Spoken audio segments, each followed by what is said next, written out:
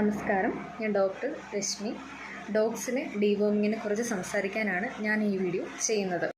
കൃത്യമായ സമയത്ത് കൃത്യമായ ഇടവേളകളിൽ ശരിയായ അളവിൽ മരുന്ന് നൽകി വിരകളെ നിയന്ത്രിക്കേണ്ടത് അനിവാര്യമാണ്.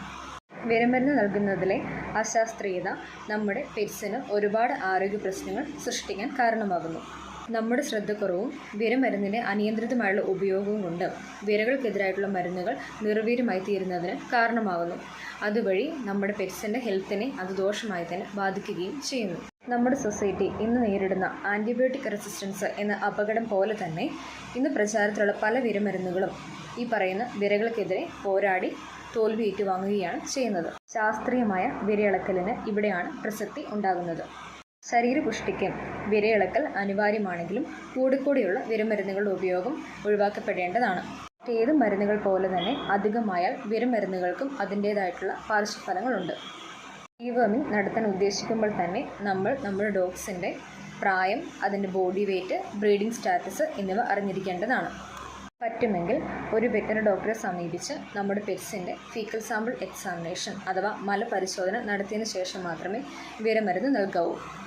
വിരലിലെണ്ണിയാൽ തീരാത്തത്രയും പല ടൈപ്സ് ഓഫ് വേംസ് ഡോഗ്സിൽ കാണപ്പെടുന്നതിനാൽ തന്നെ കൃത്യമായ സമയത്ത് ഫീക്കൽ സാമ്പിൾ എക്സാമിനേഷൻ അഥവാ മലപരിശോധന നടത്തിയതിനു ശേഷം ഏത് ടൈപ്പ് വേംസാണ് നിങ്ങളുടെ പെറ്റ്സിൽ കാണപ്പെടുന്നത് എന്ന് മനസ്സിലാക്കി അതിനനുസരിച്ചുള്ള മരുന്ന് നൽകുന്നതാണ് ഏറ്റവും നല്ലത്. സാമ്പിൾ എക്സാമിനേഷൻ നടത്താൻ പറ്റിയില്ലെങ്കിൽ മാത്രമേ ബ്രോഡ് സ്പെക്ട്രം മരുന്നുകൾ നൽകാവൂ. പറഞ്ഞിട്ടുള്ള കാര്യങ്ങൾ ശ്രദ്ധിക്കാതെ മെഡിക്കൽ ഷോപ്പുകളിൽ നിന്നും അല്ലെങ്കിൽ മറ്റുള്ളവരിൽ നിന്നും ഉപദേശങ്ങൾ സ്വീകരിച്ച് വിരമരുന്നുകൾ വാങ്ങിക്കൊടുക്കുന്നത് ഗുണത്തേക്കാളേറെ ദോഷം ചെയ്യുന്നതായിരിക്കും. പ്രഗ്നൻ്റ് ആയിട്ടുള്ള ഡോഗ്സിന് എല്ലാ വിരമരുന്നും കൊടുക്കാൻ പാടില്ല. അതുകൊണ്ട് തന്നെ ഒരു വെറ്ററിനറി ഡോക്ടറുടെ നിർദ്ദേശാനുസരണം മാത്രമേ വിരമരുന്ന് നൽകുവാൻ പാടുള്ളൂ. ഡോഗ്സിന് ഉപയോഗിക്കുന്ന ചില വിരമരുന്നുകൾ ക്യാറ്റ്സിന് ഉപയോഗിക്കുവാൻ പാടില്ല.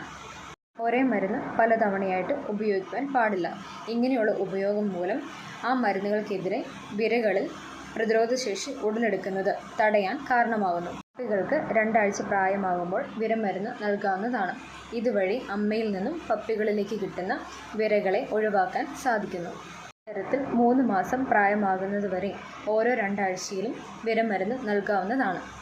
3 മാസം മുതൽ 6 മാസം വരെ മാസം തോറും വിരയിളക്കൽ തുടരാവുന്നതാണ്.